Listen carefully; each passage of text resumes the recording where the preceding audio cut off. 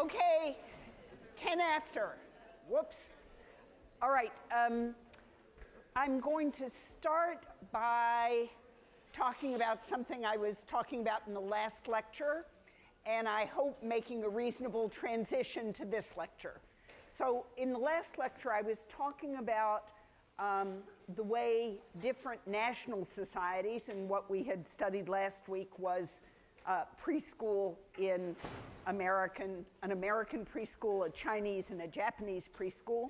And I was saying that one way to think about the underlying cultural differences was to think about the deep codes that reappear in many different forms that are sort of that nation's theory of how groups form, what group life is like, and what individuals have to be like in order to participate adequately in the group. And I said that when you read this story about how the Japanese versus the Americans versus the Chinese treat little children, you are actually seeing what different countries project onto children as the best way for people to be, right? So even if we as adults fail to do the things we ought to do, we feel that we ought to create a world for children in which they get to be the way people ought to be. So I wanted to say one more thing about this, which is that there used to be a sort of theory of national cultural differences that assumed that those differences were located in something like national character. And there was a whole literature that said, this goes back to our Milgram experiments, the Germans are authoritarian, the Americans are individualistic, the Japanese are conformist, the Russians are whatever. I actually don't know what the Russians would be, but it assumed that this was some kind of psychological trait that characterized people in a given country. Increasingly, I will first say this is one of the most fascinating, unsettled areas in sociological discussion. So we recognize that there are very important differences from one country to another in their national policy making, in the way they run their welfare institutions, in people's views about cooperation, conformity, what it means to be an individual. We do recognize there are huge differences, and they're fairly predictable. They're not just random, they seem to sort of hang together in certain patterns, but there is no consensus about what causes them, and so I'm not going to go into the question of what the best argument might be about that, except to make one point, which is I think less and less do sociologists think that this is some kind of national character that is imbibed in infancy, essentially through child-rearing practices, and so children naturally become one way or another. And they increasingly locate these national differences, which again are very important and very real, in sort of collective theories, probably based on the experience of the founding institutions of the nation.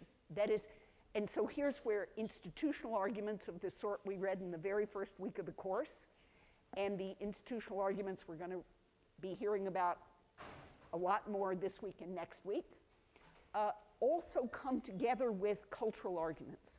And the argument is that when nations are formed, or when they take their modern form, there essentially is an underlying theory of why they succeeded. How did the nation form? How did it create order? How did it create progress? And that those national differences are partly national theories of where social order comes from, based on people's interpretation of their own institutional history. And in that sense, American individualism, which I have encouraged you to call American voluntarism, which is the idea that social groups are formed when people choose to come together, agree on how they want to live together, and form, a constitution. If you're in a little organization, a set of bylaws, elect officers, agree to cooperate together, and that you do that because people choose to, right? So choosing is incredibly important, and each person contributes his or her own unique individual skills. This is sort of the American paradigm for what group life is like, and that paradigm in turn, you know what the word paradigm means? No. Sort of the basic model. So the basic model for what group life is like, that model in turn shapes what, if groups only form because individuals choose them, individuals have to be the kind of people who can make their own independent choices. If they couldn't make their own choices, you couldn't really form society in the American theory, where I tell you that in many other cultures, the question of whether individuals can form society sounds ridiculous. Society already exists. Individuals don't have to form it. You're born into it.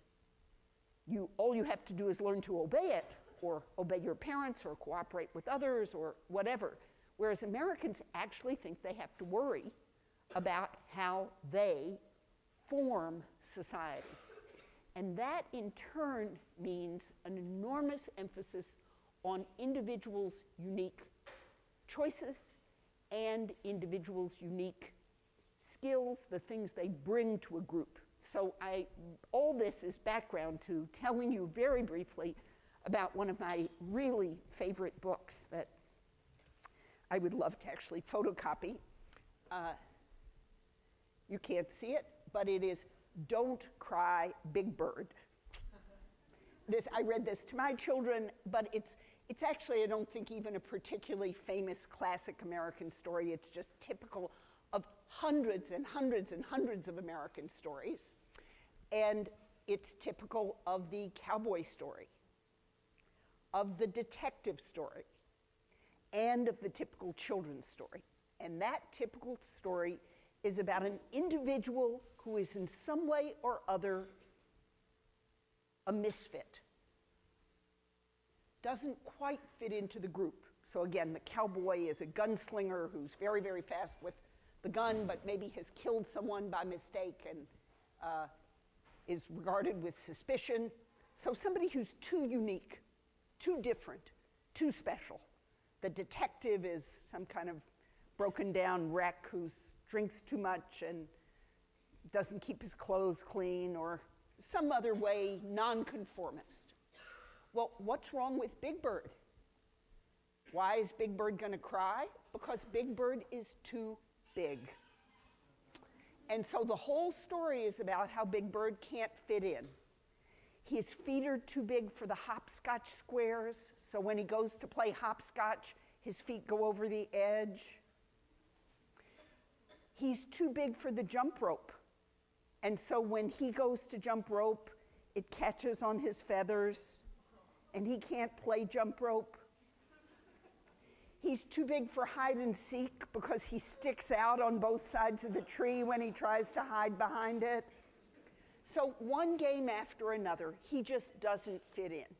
Now, because this is Sesame Street and they really believe in diversity, the children make a big effort to include Big Bird. So they tied 2 jump ropes together, and he can then jump rope with the other kids. I forgot, no, they draw bigger hopscotch squares, and he can then play hopscotch. But he's still too big to hide behind a tree. It just can't happen. And then, everybody know who Betty Lou is? Okay, so Betty Lou, one of the characters on Sesame Street, her kite gets stuck in a tree. And then what happens? Only Big Bird can get the kite down from the tree. So the thing that was unique about Big Bird, that made him different, that made him not fit in, turns out to be the thing that makes him crucial to the group. His unique, special, different skill. So literally there's this sentence where only Big Bird can get the kite down from the tree, and I got to show you, you can't quite see, but there's a picture of Big Bird with a purple kite, and he's bringing the kite down from the tree. And then Betty Lou is thrilled, and all the children, hooray for Big Bird, everyone cheered. Big Bird was very happy. So the thing that makes him different is the thing that allows him to contribute to the group, and everyone appreciates him because he is different. This is the cowboy story where the gunslinging cowboy who was regarded as dangerous rescues the community from the bad guys. It's the story of the hard-boiled detective who, because he's different, I haven't seen it yet, but Flight, the new, yeah. Okay, you've seen it? Yeah. Okay, so here's a guy who doesn't fit in, but he's the one who can save the day, right? And this is such a classic American story, and it's an incredibly important story about how we imagine the way groups form. They form because individuals bring their unique talents and skills, and they're motivated to form groups with other people who they're committed to and they believe in, and they use their unique talents to form a group and join group life. Okay, now, how does this relate to this week's discussion? Because this is a lecture full of facts and figures, or at least tables and graphs. Whether they're really facts, I don't know. But I believe that the cultural framing of this question is really crucial to thinking about the nature of social inequality in America. And so I will assert, I don't know if I could cite chapter and verse for this, that, first of all, this is one of the graphs. The exact same one isn't in your reading, but this is just the graph that shows these are the same people that, my slide wasn't very well, but this is the same data that Pearson and Hacker draw on, this data that actually looked at tax receipts to figure out levels of inequality in America. So this is the share of the richest 10%, and this is basically showing the long period in the 1920s when inequality grew. That basically, I mean, the patterns of investment in that period led to an enormous crash, the Great Depression. Then you have this long period of economic expansion. So this is levels of inequality that we're looking at here. So this low period is a period of low inequality, but huge economic growth. It's actually one of the periods when American society its economy is growing faster and faster and faster. And then here's the period after the 1970s, basically, when inequality grows at an accelerating rate. So that's just to establish that baseline effect. Okay. Then the consequences of inequality, I want to argue partly that why inequality matters is itself partly a cultural problem. So there is, I believe, no objective answer to the question of what the right level of inequality is, because I actually think it varies from one society to another. Now, cross-national studies of economic growth show that there are levels of inequality which we have reached, beyond which, in the modern global economy at least, inequality impairs economic growth. So there probably is an objective level that is too much in modern societies, and that may have to do with, I mean, if economic growth were your only goal, that may have to do with the degree to which economic growth depends on an educated labor force, for example. So if you have enough inequality that most people or many people or some substantial share of your population isn't healthy enough, isn't well-nourished enough, isn't motivated enough, isn't hopeful enough, and isn't offered enough schooling, then your society is going to fall behind. But I want to argue that actually inequality also has different kinds of consequences in societies that are culturally different. And I think it is historically true that Americans actually value inequality. So there are considerable studies of, and one thing is for sure, that if you go out and do survey research in the United States and you ask people if they would like a society in which everyone is equal, the answer is absolutely not. Now, why is that? And I want you to go back to Don't Cry Big Bird, or The Detective Story, which is Americans believe that it's only the possibility of striving to achieve everything you can, using your unique talents, taking initiative, and yes, getting rewarded for it, that makes people work. So they believe that without the rewards of inequality, people just wouldn't work at all. The Japanese actually don't believe that. People basically don't work harder if they're paid more. That's not their theory of why people work. It's not their understanding. So in Japan, people will struggle and struggle and struggle and work hard and work hard and work hard because that's what good people do. And so working as hard as you're told to work is a great book on Japanese baseball called You Gotta Have Wa.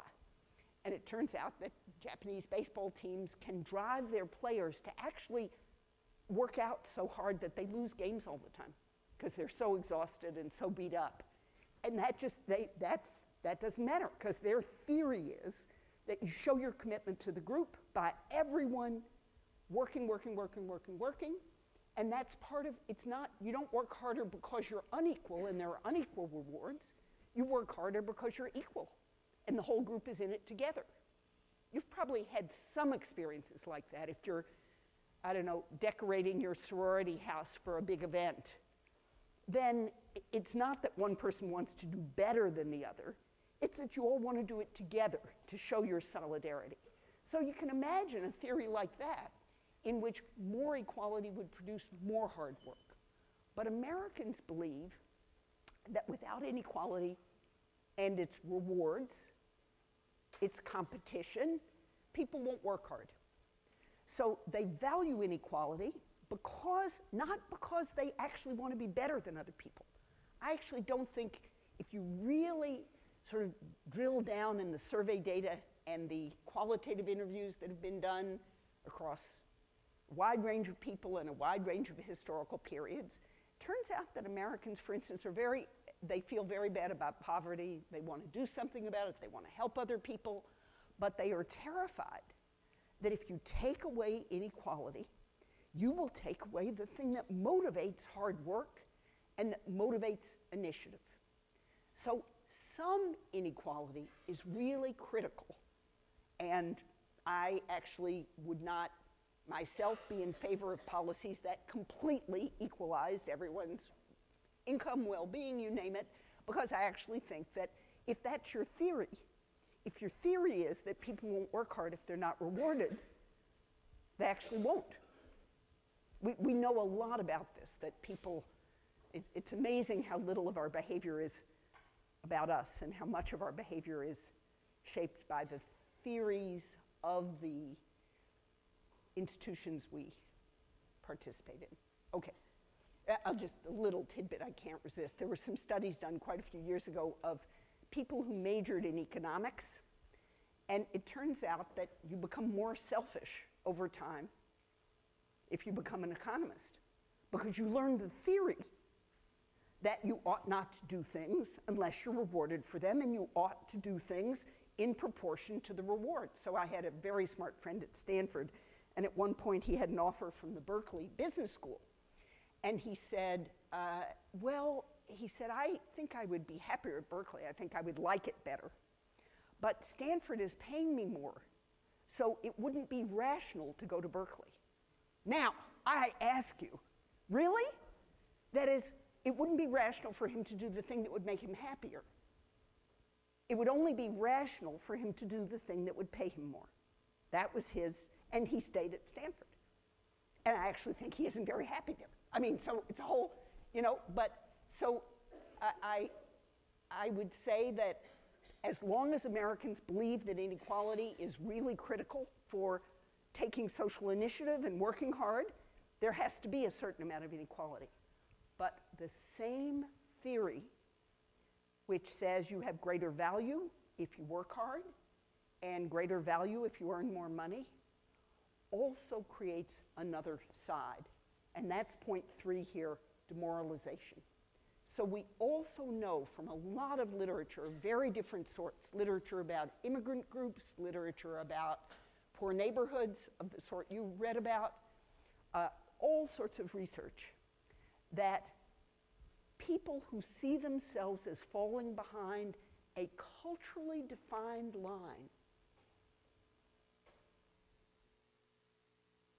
that defines whether you have made it or not, actually experience themselves as demoralized. And it's harder for them to work hard. It's harder for them to discipline themselves. It's harder for them to study in school. It's harder for them not to get into trouble. It's harder for them to stay off drugs. It's harder for them not to join gangs. So I'll just mention briefly, one of the findings about immigrant communities is that the immigrant generation, the parents, don't find it demeaning to be poor. In fact, they immigrated to the US because they hope to improve their lives. They see it as a land of opportunity. They are willing to work incredibly hard at unbelievably difficult and dirty jobs, to work, you know, cleaning plates in kitchens or cleaning houses and earning very little money. So if they work in the non-formal economy, they may earn significantly less than minimum wage. And yet, they see themselves as successful because they measure themselves by the standard of the country they came from, and they are invested in the success of their children. But if they do not make it into some version of middle-class life by the second generation, their children, US born, who have a US standard of success, do worse than their parents. That's the extraordinary thing. So if they either immigrate as middle class, as many people from Hong Kong, Korea, India, and so forth do, then this doesn't apply. You come, you're the child of an engineer, a physician, so forth, you do fine. The kids do fine, the parents do fine, and so forth. But for people who immigrate from very poor countries and start off very poor, basically there's this huge divergence between the ones who manage to struggle up enough that their kids can see themselves as middle class or as aspiring middle class. The kid gets into college, manages to finish, versus the ones where the kids don't make it, but they do become American. And becoming American while you are still poor is absolutely terrible for you. It's terrible for your character. It's terrible for your hopefulness. It's terrible for your energy and initiative. So here's a case where you can see it's not the absolute level of income or wealth. It's the meaning that income or wealth has. So poverty is really, really, really bad, or I will argue widening inequality is really bad because it increases that demoralizing effect. So to have a small middle class, a very, very wealthy upper and upper middle class, and a growing number of the poor to hollow out the middle of the income distribution actually has moral effects, not just practical effects. The second point I want to make is why inequality matters beyond the absolute level of wealth. So if you're reading this week's reading carefully, or even casually, you'll know that it's not that Americans overall have gotten poorer. It's that people in the whole bottom 2/3 of the income distribution have hardly budged, and they've had to work more hours to stay where they are. So they're just keeping their heads above water barely by virtue of more women going into the labor force and contributing more to family incomes. That's really what the story is. While the top of the income distribution is just growing hugely, and again, you don't need me to repeat the point that Pearson and Hacker just belabor, which is that the higher up you go in the income distribution, the more extreme this divergence between the very, very ultra-rich and everyone else is. Well, why is that a problem? That is, if you're not really getting poorer, you're just staying the same, aren't you okay? I mean, if you were okay 40 years ago, and you haven't gotten much richer, a tiny bit, you haven't gotten poorer, why are you worse off? Well, there turn out to be actually objective answers to that question in some ways. And again, sociologists have been studying this, although we could know a lot more about it. So those of you who are going to go on to do research, I think this is another one of those extremely interesting and sort of unresolved issues.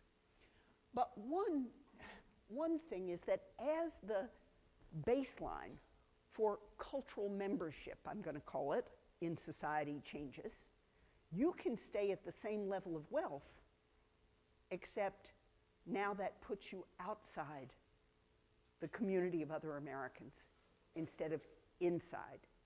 So I remember talking to my mother, this was when I was already an adult anyway, about her father. And so my grandfather worked in a brass foundry, and I think he had a modest, whatever working class, he was an immigrant, this was working class income. And they didn't own anything, they didn't own a house, they lived very, very modestly. My mother said that, I think when she was in 7th grade, she owned only one dress, and her mother washed it every night and ironed it, and then she wore it again the next day. So, and they weren't starving. And then her father got silicosis, which you breathe the junk from the brass foundry, and he died in his 50s from a lung disease that he got from this job he had.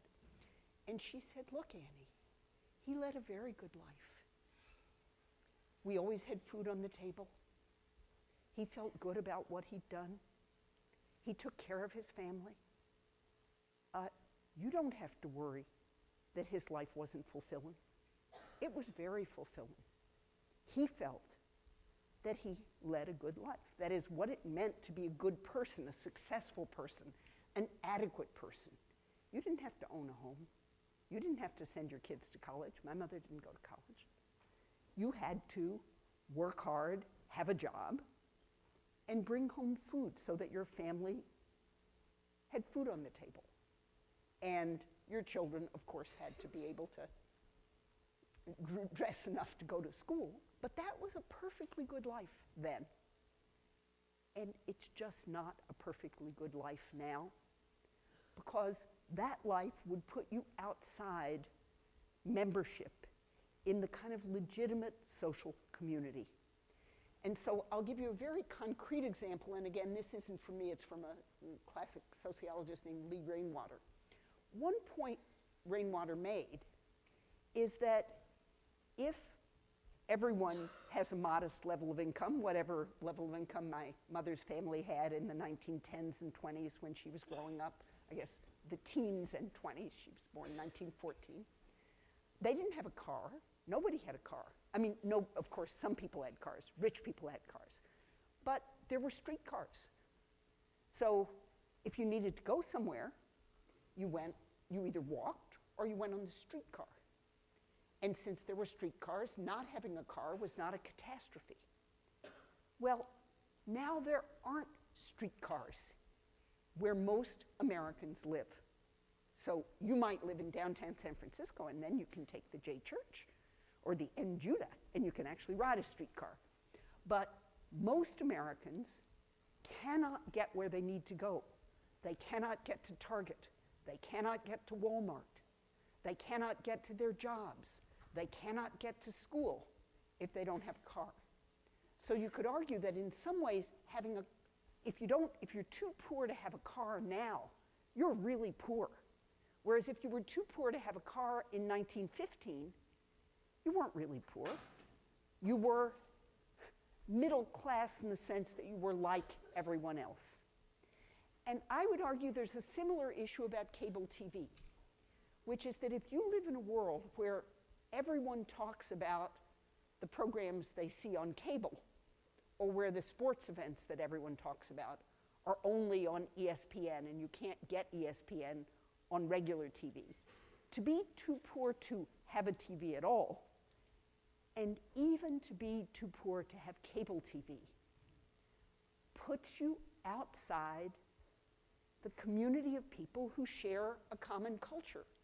So I put Durkheim here just to remind you that these issues about social inequality go right back to the questions we raised at the beginning of the class about the importance of social membership for well-being. And so when we look at some of the negative effects of growing inequality, I want you to remember this moral and cultural dimension as well as the practical dimension, the not being able to get medical care and dying, being more likely to die of cancer if you get cancer. That is very well documented. But I think sociologically, you also want to think about these, well, again, I'll say moral and symbolic, although the streetcars are also a practical issue. And I want to talk about one more study. This is a classic study by a British social scientist named Michael Marmot, M-A-R-M-O-T-T. He has a recent book called The Spirit Level that summarizes a whole lifetime of research, and he's on the extreme end of believing that inequality is really, really bad for people. He argues that it increases levels of interpersonal violence, I think because of envy. But the thing he's particularly looked at is, and here I'm going to use a word that you shouldn't use in public, but that it's really bad for people to be pissed on. That is, to be disrespected, to be treated unequally by others. And he did a study, this was what made him famous, of British civil servants. And so all these people worked for, the Home Office or MI5 or whatever they worked in the British government. They all had the same access to the National Health Service. They all were middle class in the sense they all had white-collar jobs. So these were all civil servants who'd passed a civil service exam, who'd gotten government jobs. And he showed that systematically, if you looked at every grade in the government service, people, the higher your grade, the longer you lived. So even in this highly protected world, with a compressed, all these people were middle class in some sense.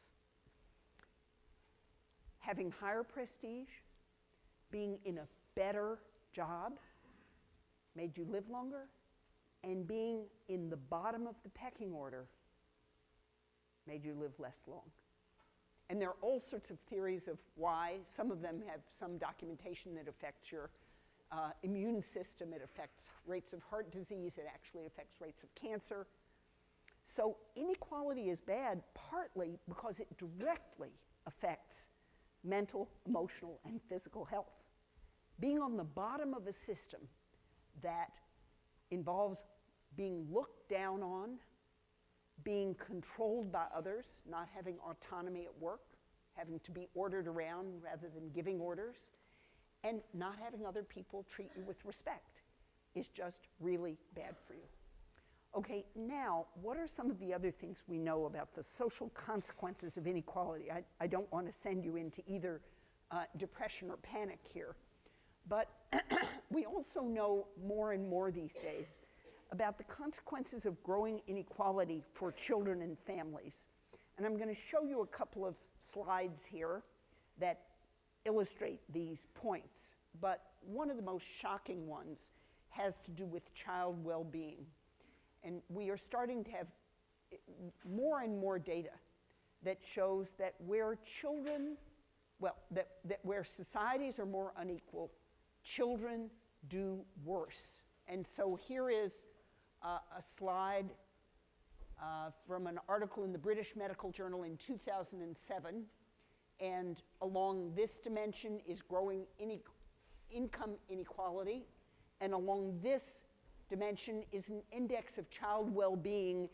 In SD units means it's in units normalized to the standard deviation of the distribution. Anyway, and this index measures cognitive development, social development, and emotional development. So it's a three-part measure of child well-being. And what you see here is a systematic relationship.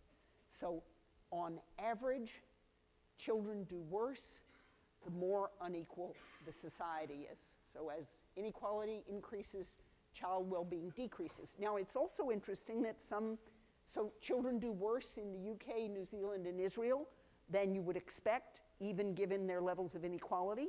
The US is right on the line, and children appear to do a lot better in the Netherlands than you would expect, given its overall level of inequality. But you can see that the children who are well off are clustered at that high end. And it's interesting, even though Japan has a very modest or relatively modest level of inequality, Japanese children do worse. Now, I won't speculate about why, but in general, you can see that inequality has real cost for child well-being. I have a colleague who studies, he's the main international person who's developed all these indexes about child well-being, and he wrote the new UN guidelines for child development before age 5, and he's a huge honcho. And he's done a really good study of children in the entire province of British Columbia, where they actually give children these tests of well-being, I think twice a year, every year. So it's a very, very rich data. And he's shown that child well-being has plummeted in the last 5 years when a new political party came into power that cut a lot of family benefits. So these are not long-term things that happen much later. They're things that happen right now. They basically are direct responses to social policy decisions. Okay, but in a way, even more interesting, not more important, but more interesting, are the effects on family. So let me see if I can do it this way. All right, so one of the most fascinating things happening in the United States is a widening divergence between top and bottom in family patterns. And so when you listen to things like the American debates in the election about abortion, an underlying kind of less spoken discourse about contraception, a discourse about single parents, the importance of marriage, you have upper middle class people saying, essentially, we should respect single motherhood. We shouldn't assume that everyone will marry. Same-sex marriages, wonderful, good. People who love each other should be able to be together. Maybe you don't need conventional marriage at all, and so on and so forth. And you have, not universally, but you have a more working class discourse about family values, the importance of family, the importance of stable marriage, the importance of two parents who should be a man and a woman in child well-being and so forth. But in fact, if you look at the data, that desperate desire for stable two-parent families, and I want those of you who basically have contempt for the right, so I don't know if everybody in the room is a Berkeley lefty, but certainly the people I know at Berkeley are that way. I want you to really, really understand how the world looks from the other side. And one of the ways it looks is that family life is falling apart. And there is a desperate desire to have stable two-parent families, to have children raised securely by those families, to stabilize marriage. And it is a losing battle. And I think the reason is this widening economic inequality. And so I'll give you the argument up front and then present a little bit of the data. The data probably won't, it's all these big graphs, and you look at them, you blink twice, and you think, what? So I'm not really expecting you to study the factoids here. But the argument is that increasingly, for women with a high school education or less, the men they might marry have no stable future employment to look forward to. The kinds of jobs those men, the men with high school education or less, who are the likely marriage pool for those women, those men are no good. Why are they no good? Because they have to adapt to a world in which they will be very unlikely to attain stable employment. And this is a heartbreaking reality for women. It's not what they want. It's what they face, which is that the men they know can't be counted on. The men they know can't, even when the men with whom, for example, the young woman might get pregnant, cares about the child, brings diapers. When he has a little money, he buys the baby an outfit. He might even live with the mother for a while. But in a wonderful, wonderful book by Kathy Eden and Maria Kafalis called Promises I Can Keep, they actually studied very poor women and their children. And it turned out most of those women, most of whom were single, had boyfriends. They had men in their lives, sometimes the fathers of their children, sometimes other men, but they did not want to marry them. Because those men were men they could not count on. If they were going, it's because they believed in marriage that they did not want to marry unless they could marry the right way. They wanted to be able to have a secure place to live, an apartment on which they could know they could pay the rent, not moving in with his sister and moving in with their mothers and the guy working a little and then not working. They wanted to have furniture. They wanted to have a wedding, not a huge, lavish wedding, but a wedding. And the men they knew couldn't offer them that. If they didn't take marriage seriously, they could have married and then gotten divorced, and they didn't want that. They wanted promises they could keep.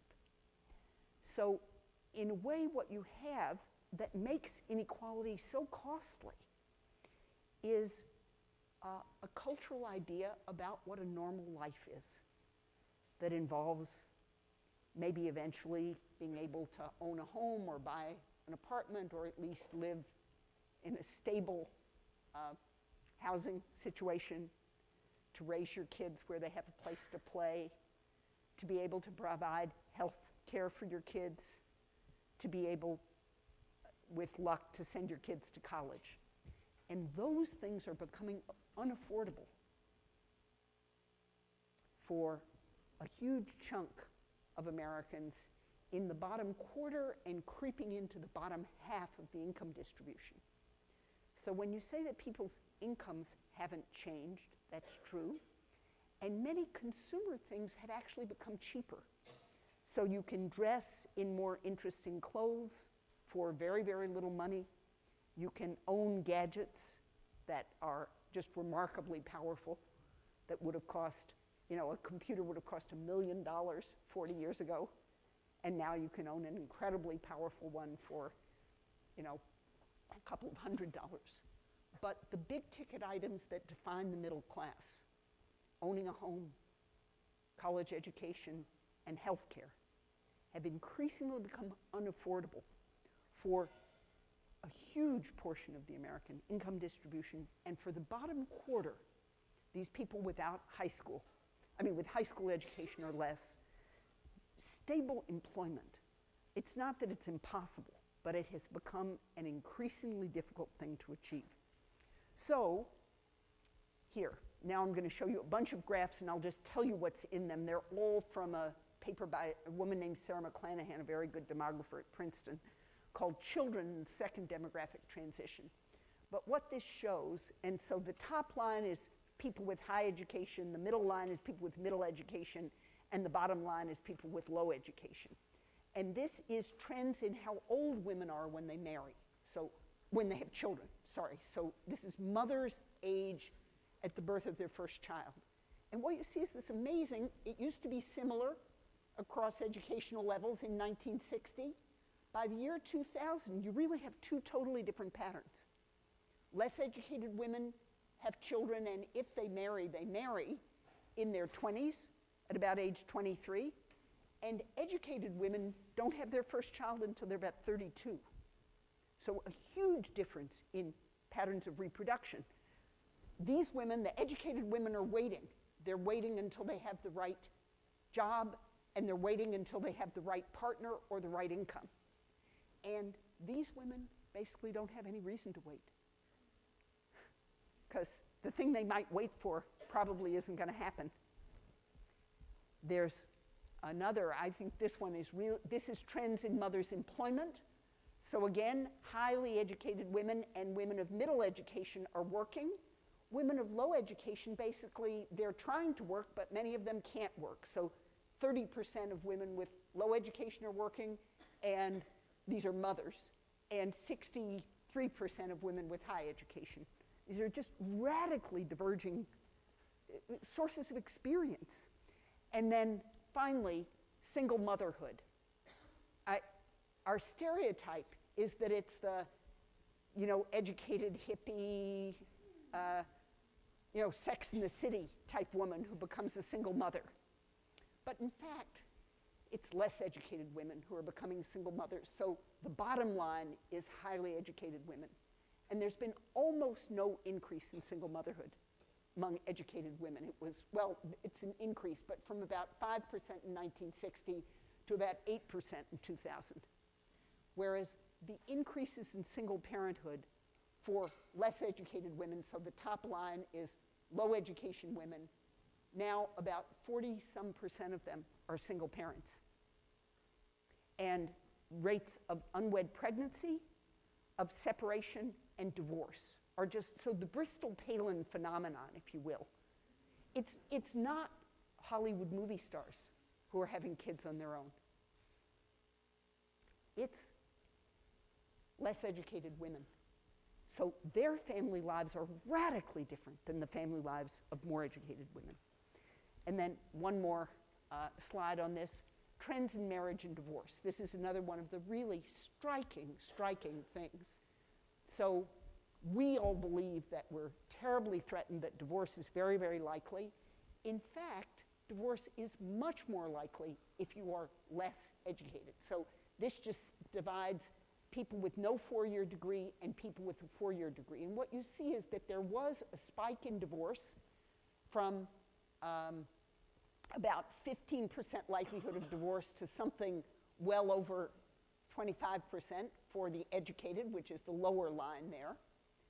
But basically, educated people have stabilized their marriages. They marry later, they go to marriage counselors, they talk about their problems, and they don't face the enormous strains of insecurity in income and work. Whereas less educated people's, even for those who manage to marry, the chances of staying married have really declined. So the last in this series of slides, this is a slide of the percentage of American children living in a household headed by a married couple. That may not be the original biological parents, but the point is, even if there's been a divorce, there's a remarriage so that the child is living with a married couple versus living in a single parent household. And here again, no diploma is the bottom line, and you can see that the proportion of children has fallen to about half of children of less educated mothers live in a single parent household. Whereas actually for those with a college degree, you can see that it's about 80 or more % of children of those mothers live in a two-parent household. So the divisions by education have affected marriage, family patterns, the stability of children's lives. So they also know a lot about what happens when in these situations, which is, it's not just that you're living with a single parent. Actually, single parents are great. It's that romantic partners come and go. So the structure of the household is constantly changing. What the rules are, who has authority, who's in control, the emotional life of the parent who's attached to one person, loses that person, becomes attached to a different person, loses that person. That's the consequence of growing inequality. All right.